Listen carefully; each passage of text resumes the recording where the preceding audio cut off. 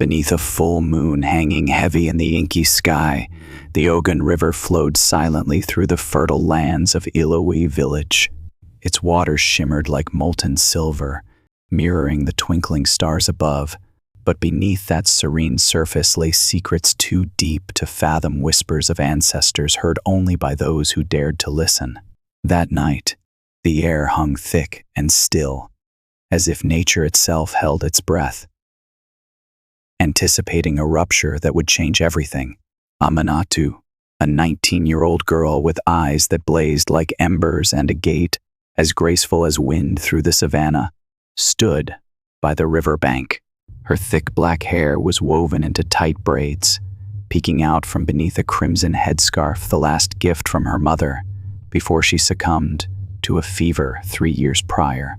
Aminatu's skin glowed with the warmth of youth, but her hands trembled as she clutched a clay pot, her heart pounding with a secret she could no longer bury. She had come to the river not for water, but for solace, for a moment to drown the chaos swirling within her. 3 months ago, under this same moonlit sky, she had met him, Kofi, the 22-year-old Prince of Ilewe, heir to King Osei's throne. It wasn't supposed to happen. She was a weaver's daughter, a girl of the village, while he was royalty, destined for a life of power and a bride of noble blood. Yet fate had drawn them together one humid evening when Kofi, disguised in a simple tunic to escape the palace's watchful eyes, stumbled into her at the village market. His laugh was warm, his words sharp with wit, and his touch when he brushed her hand to steady her basket ignited something she couldn't name.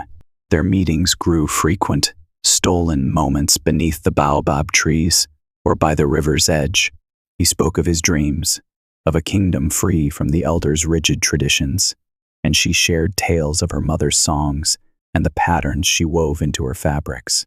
One night, as thunder rumbled in the distance and rain kissed the earth, their passion overtook them. Beneath a shelter of palm fronds, with the river as their only witness, they crossed a line neither could uncross. Kofi promised her everything: his heart, his protection, but the next morning, he was gone, summoned back to the palace by a royal decree he couldn't defy. Now, Aminatu stood alone, her belly just beginning to swell beneath her woven dress. She pressed a hand to it, feeling the faint stir of life within, and a sob escaped her lips. She hadn't seen Kofi since that night, though rumors reached her ears, whispers of his betrothal to a princess from a neighboring kingdom, a union to secure peace. Had he forgotten her, or had the weight of his crown crushed the promises he'd made? The river's gentle lapping seemed to mock her, its rhythm a cruel echo of her racing pulse. She knelt by the water, dipping her fingers into its cool embrace, and whispered a prayer to the spirits. Her mother, once revered. "Give me strength," she murmured. "Show me a path through this storm." As if in answer, a breeze stirred the leaves overhead, carrying a faint hum, a voice, low and melodic, rising from the river itself. "Aminatu," it called, soft as a lover's sigh. Startled, she jerked back, scanning the shadows. The voice came again, clearer now. "You carry a flame that will light the darkness, but the path will be steep." From the water emerged a figure Ogunlaid, the river god, his form shimmering with a bronze glow, his eyes ancient pools of wisdom. He was no stranger to the village. Elders spoke of him in hushed tones, a guardian who blessed the crops but demanded respect. "Why me?" Aminatu asked, her voice trembling. "I am no one, just a girl with a burden I cannot bear." Ogunlaid stepped closer, his presence both comforting and overwhelming. "You are more than you know, child. The seed within you is tied to this land's fate, but beware, truth brings both salvation and strife." Before she could question him further, he dissolved into the river, leaving her breathless and alone once more. The next morning, Aminatu awoke with a resolve she hadn't felt before. She would confront Kofi, demand answers, and face whatever came next. But as she wove her fabrics in the dim light of her thatched hut, a shadow fell across the doorway. It was Folok, her 17-year-old cousin, her face tight with worry. "Aminatu, the elders are talking. They've noticed you've stopped going to the river with the others. They're asking questions." Aminatu's stomach twisted. She'd hidden her condition well, loose dresses, quiet mornings, but the village was small, and eyes were sharp. "What did you tell them?" she asked, her voice low. "Nothing yet," Folok said, wringing her hands. "But Mama says Chief Adisa called a meeting tonight under the baobab. They think something's wrong. Crops are wilting. Goats are dying. They're looking for someone to blame." Aminatu's heart sank. Ilewe had thrived for years under King Ose's rule, its fields lush and its people content.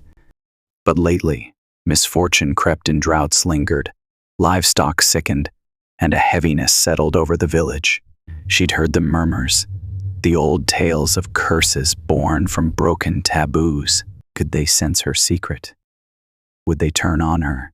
That evening, as the sun bled crimson across the horizon, Aminatu slipped through the village, her headscarf pulled low.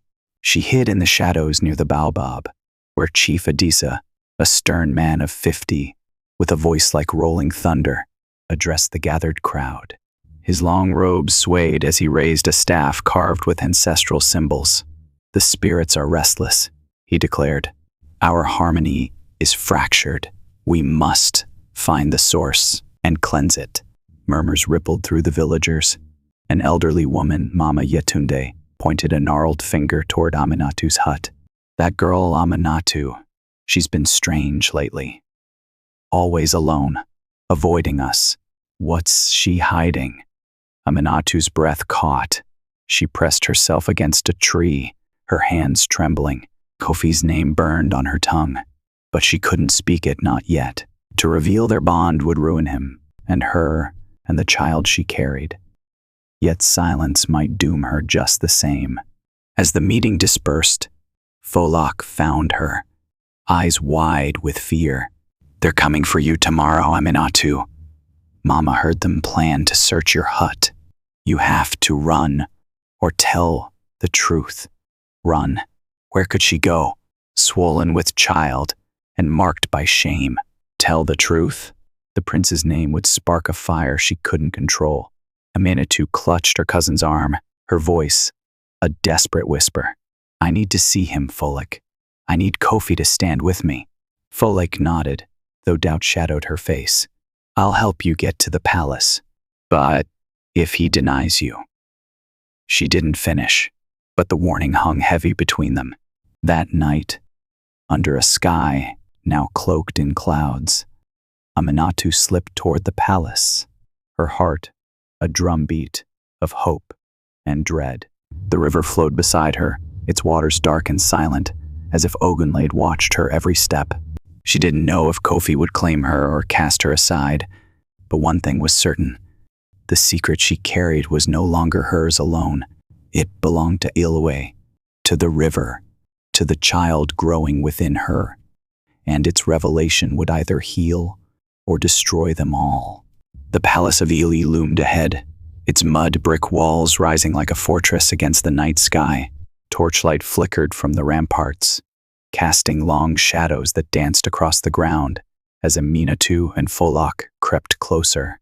The air was thick with the scent of burning oil and the distant hum of crickets, but Aminatu's ears rang with the thud of her own heartbeat.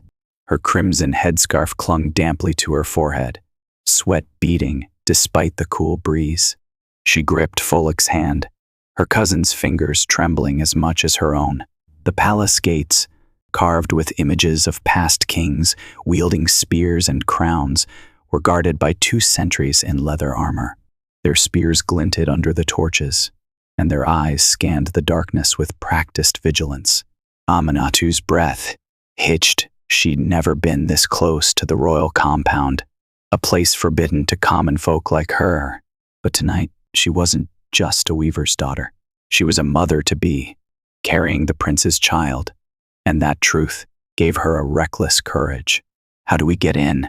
Folek whispered, her voice barely audible over the rustling palm trees. Aminatu's gaze darted to a narrow path winding around the eastern wall, where deliveries of grain and palm wine were brought in. "The servants' entrance," she murmured. "Kofi told me about it once. It's less guarded." Folek nodded, and they slipped into the shadows, their sandals silent on the packed earth. The servants' gate was a simple wooden door, weathered and creaking, watched by a single guard, a young man no older than 20, dozing against a barrel. Aminatu held her breath as Folek tossed a pebble into the bushes, drawing his attention long enough for them to slip inside. The courtyard beyond buzzed with quiet activity, maids carrying baskets, cooks stoking fires, the clatter of clay pots. No one noticed two village girls weaving through the chaos, their heads bowed like they belonged. Aminatu's heart leapt when she spotted the inner palace, a grand structure with a thatched roof adorned with cowrie shells, its entrance flanked by statues of warrior ancestors. Kofi was in there, somewhere. She could feel it, a pull as strong as the river's current. "Stay here," she told Folek, squeezing her cousin's shoulder. "If I don't come back soon, run home." Folek's eyes widened. "Aminatu, what if they catch you?"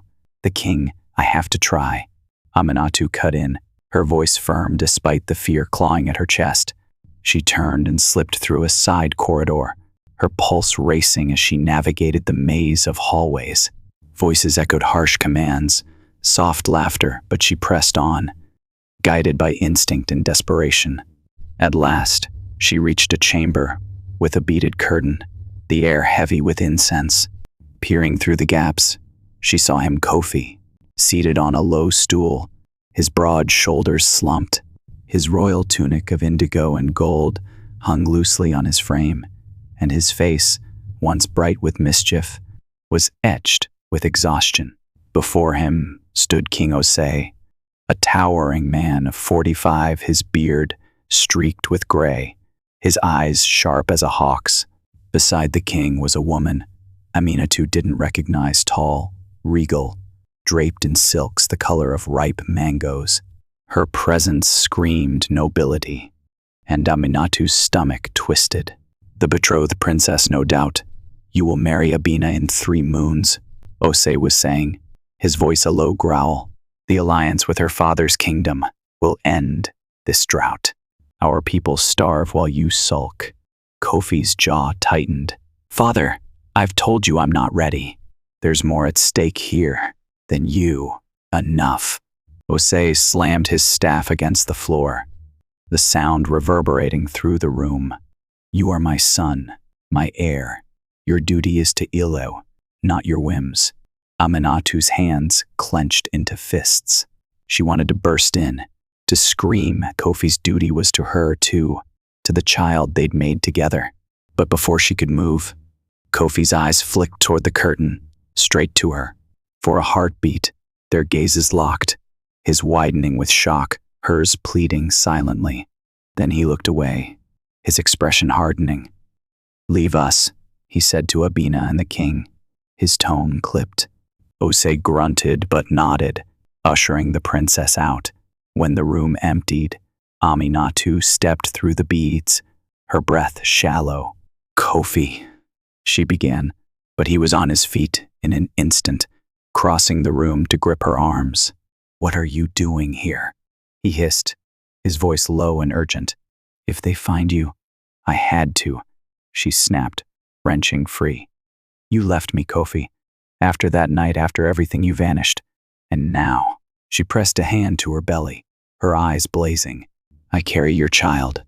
The words hung between them like a thunderclap. Kofi staggered back, his face paling. "A child?" he whispered, disbelief warring with something softer, hope, perhaps. He reached for her, but she stepped away, tears stinging her eyes. "You promised me," she said, her voice breaking. "You said you'd fight for us, but I hear you're marrying her, Abina. Was I nothing to you?" "No," Kofi said fiercely, closing the gap again. "Aminatu, You're everything. But the council, they forced this on me. The drought, the sickness, they say it's a curse, and this marriage is the cure.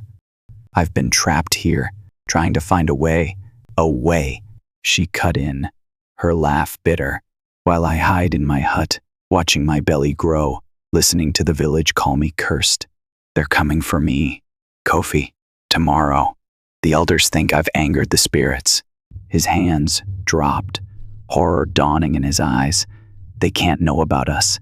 If they find out, then stand with me. She cried. Tell them the truth. Protect us, me, and your child. Kofi paced, his breath ragged. It's not that simple. My father would disown me. The village would turn on us both. You don't know what they're capable of when they're scared. Aminatu's chest tightened. She'd hoped for strength, for the boy who'd laughed with her under the stars. But this Kofi was a prince first, a lover second. So you'll let them destroy me to save yourself? She asked, her voice barely a whisper. He stopped, turning to her with anguish etched across his face. I don't know what to do, Aminatu. I love you, I do. But I'm not free. Before she could reply, a shout rang out from the corridor, deep, commanding. Intruder! Footsteps pounded closer, and panic seized her. Kofi grabbed her arm, pulling her toward a tapestry on the wall. Hide, he hissed, shoving it aside to reveal a narrow passage. Go now. She stumbled into the dark, the tapestry falling shut behind her as guards burst into the room. Through a slit, she saw Kofi face them, his voice steady. It's nothing. A servant dropped a tray. The lie bought her time, but as she fled down the damp tunnel, her heart splintered. He loved her, but not enough to fight, not yet. She emerged near the river, breathless and shaking.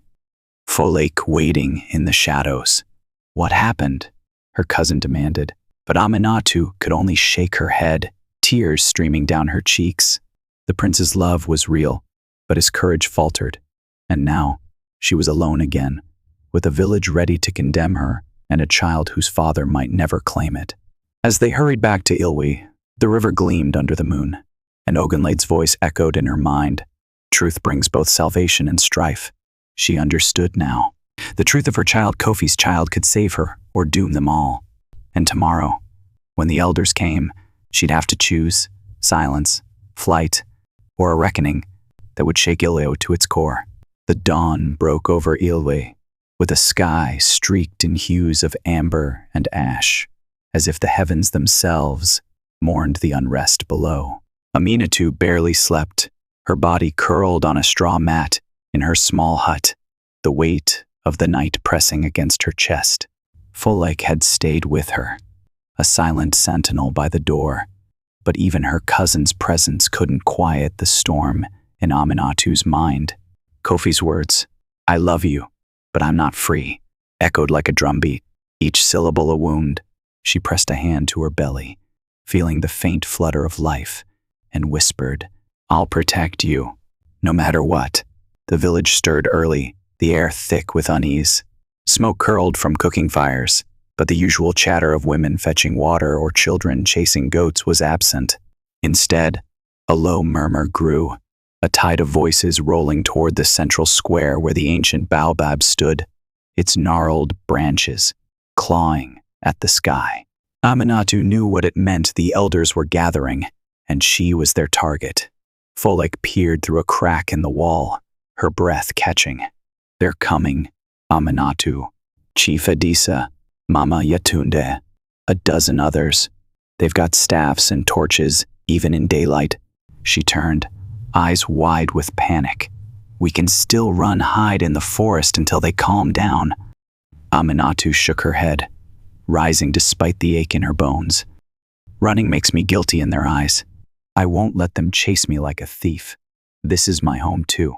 Her voice trembled, but her resolve hardened. She adjusted her headscarf, the crimson fabric a defiant banner, and stepped outside just as the crowd reached her hut. Chief Adisa led them, his face carved with stern lines, his staff thudding against the earth with each step. Mama Yetunde flanked him, her stooped frame belying the venom in her gaze. Behind them stood villagers. Aminatu had known all her life farmers, weavers, mothers who'd once smiled at her. Now their eyes were cold, their whispers sharp as blades. Aminatu, daughter of the late Said, Adisa began, his voice booming across the square. The land withers, the river grows silent, and our livestock die in the night. The spirits are angry. What have you done to bring this upon us? She squared her shoulders, meeting his gaze. I've done nothing to harm Ilewe, chief. I weave my cloth. I tend my home. Why do you accuse me? Mama Yetunde jabbed a finger at her. Don't lie, girl. You've not joined us at the river in weeks. You hide away, pale and secretive. I've seen it before. A woman with a secret brings ruin. Tell us, what sin have you committed? The crowd pressed closer, their murmurs swelling into shouts. Confess. She's cursed us. Aminatu's heart raced, her palms slick with sweat. She could feel the truth burning in her throat. Kofi's name, their love, the child, but to speak it now might ignite a fire she couldn't quench. Yet silence was no shield either. I carry a child, she said at last, her voice cutting through the clamor. The admission stilled them, a collective gasp rippling through the square. She lifted her chin, defiant. But it's no curse. It's life a gift. Why do you turn it into shame? Adisa's eyes narrowed. A child? With no husband? You've broken our ways, Aminatu. Who is the father? Speak, or the spirits will judge you.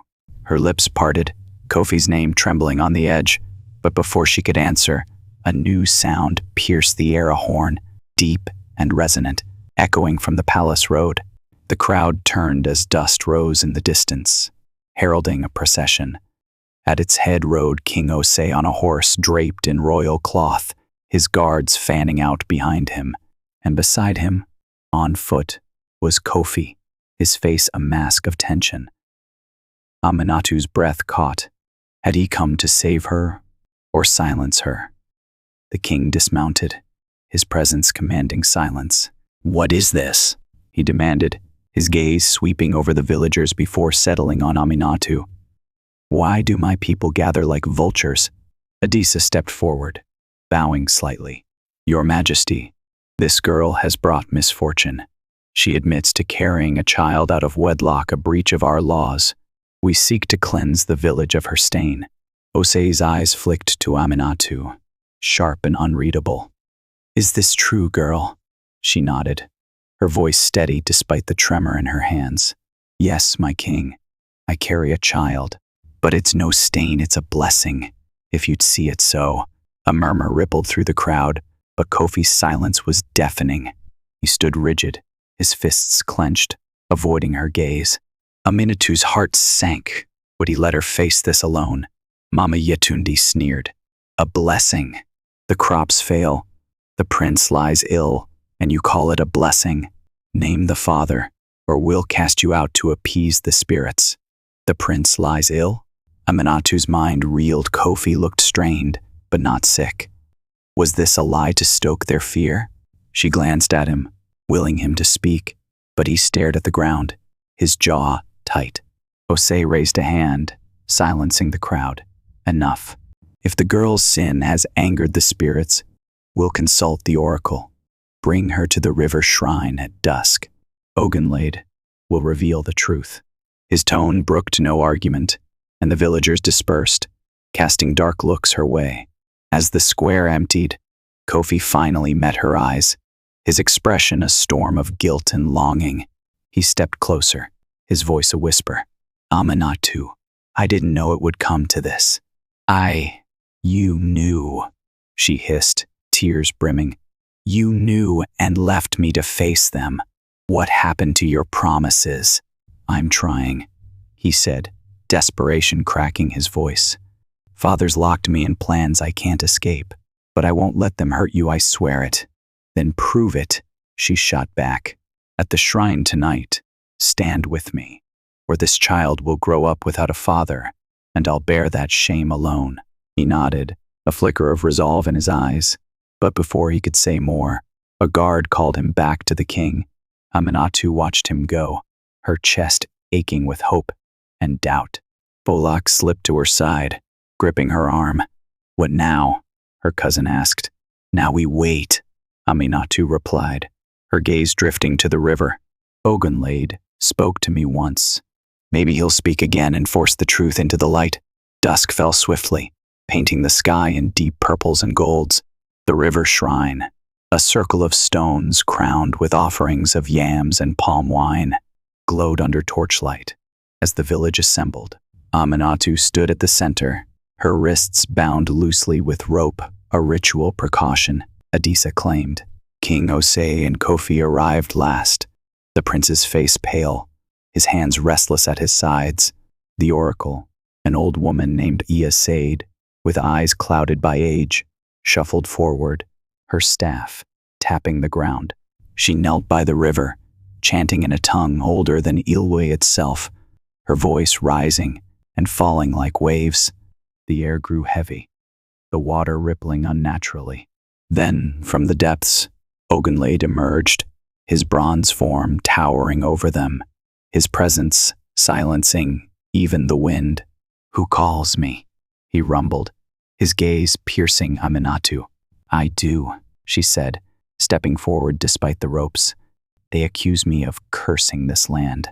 Tell them, is my child a blight or a blessing?"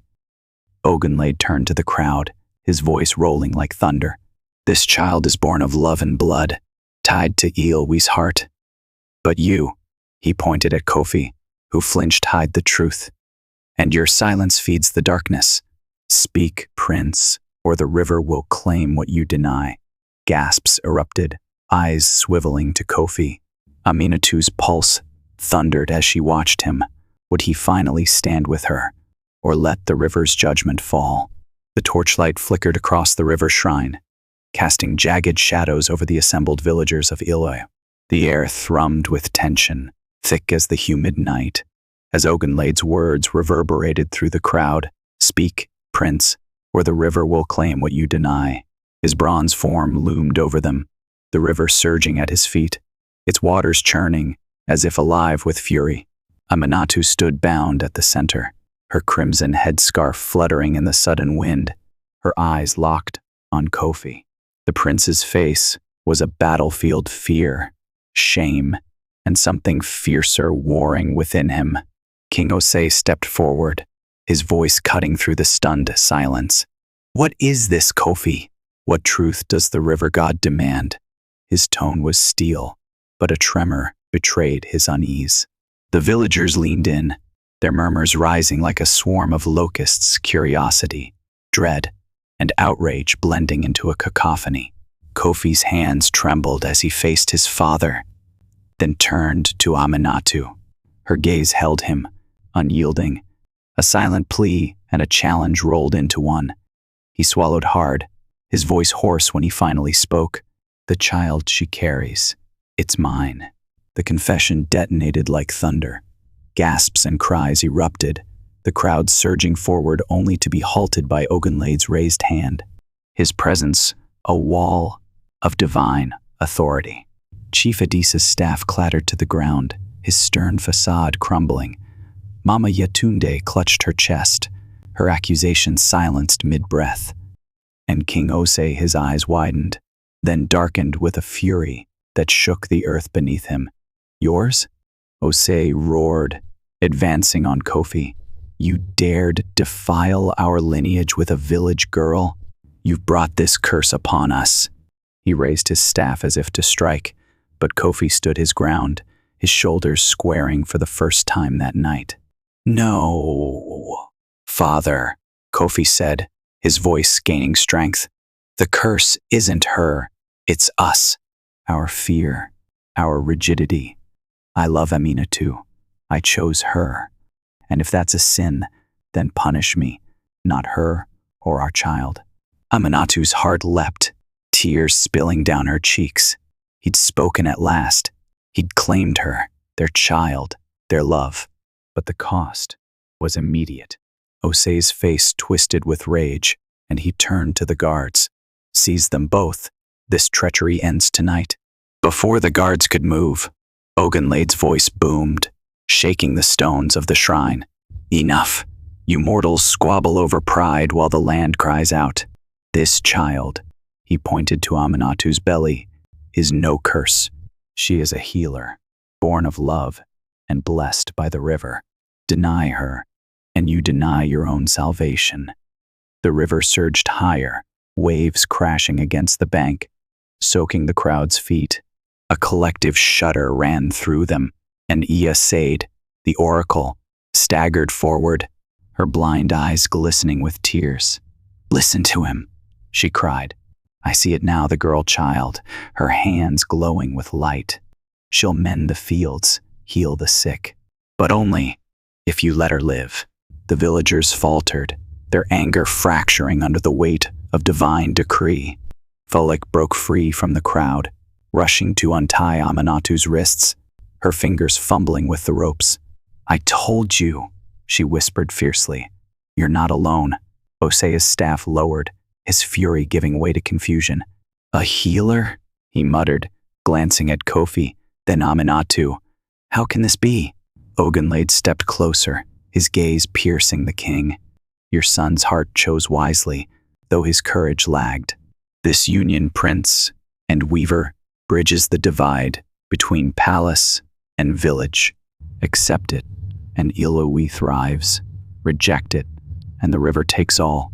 A hush fell, broken only by the river's restless song. Kofi moved to Aminatu's side, taking her hand in his grip firm despite the tremor in his fingers. I'm with you, he said softly, loud enough for all to hear. No more hiding. Aminatu squeezed his hand, her voice steady through her tears. Then we face this together for her. She rested her free hand on her belly, feeling the child stir, as if answering the chaos around them. Osea's shoulders slumped, the fight draining from him. He looked to Adisa, who nodded slowly, then to the villagers, their faces a mix of awe and uncertainty. What say you? The king asked, his voice weary. Do we trust the river's word? A farmer, his hands rough from toil, stepped forward. The crops die, my king. If this child can save us, I say, let her live. A woman with a sick child in her arms nodded, then another, and soon a chorus of agreement rose, tentative but growing. Mama Yetunde scowled but held her tongue, her fire quenched by the tide of voices. Adisa raised his staff, his tone measured. The river has spoken. The girl stays. The child is ours to protect. Osei turned to Kofi and Aminatu, his eyes hard but resigned. You've shamed me, boy. But if this is the spirit's will, so be it. The marriage to Abina is off. You'll wed this girl instead publicly, under my roof. Kofi's relief was palpable, but Aminatu's heart still raced. A royal wedding meant acceptance, yes, but also scrutiny, a life she'd never imagined. She glanced at Folek, who grinned despite the tension, and felt a flicker of hope. Ogunlade's form began to fade, his voice a final whisper on the wind. Raise her well, for she will carry my light. With that, he sank into the river, the waters calming as if satisfied. Months passed, and Aminatu's belly grew rounder under the village's watchful eyes. The wedding was a grand affair. Drums thundered, dancers twirled in vibrant kente cloth, and the air sang with celebration. Kofi stood beside her, his royal tunic matching her gown of crimson and gold. Their hands clasped as Osei blessed them with a reluctant smile. The villagers, once her accusers, now offered gifts, yams, beads, woven mats of fragile peace settling over Ilewe. When the child was born, a girl with skin like polished ebony and eyes that held a spark of the divine, Aminatu named her Ayodele, meaning joy has come home. The drought broke that week, rains soaking the parched fields, and the livestock bore healthy young. Ayodele's tiny hands, when she touched a sick goat or a wilting plant, seemed to pulse with warmth, a gift that grew with her. Years later, Ayodele walked the village paths, her laughter a melody that drew flowers from barren soil. Kofi, now a prince tempered by fatherhood, ruled beside Aminatu, their union a bridge between palace and people. Ose, softened by his granddaughter's light, often sat by the river, murmuring thanks to Ogunlade, and Folig, ever loyal, became Ayodele's guardian, weaving tales of the night the river spoke. Ilewe flourished, its scars healed by a child born of forbidden love and divine will. The river flowed gently now, its secrets safe, its blessings woven into the fabric of a village reborn. Aminatu, once a girl trembling by its banks, stood tall as a mother, a wife, a symbol of resilience. And as Ayodele grew, her hands glowing with Ogunlade's light, the legend of her birth echoed through generations, a testament to love's power, truth's cost, and the river's eternal grace.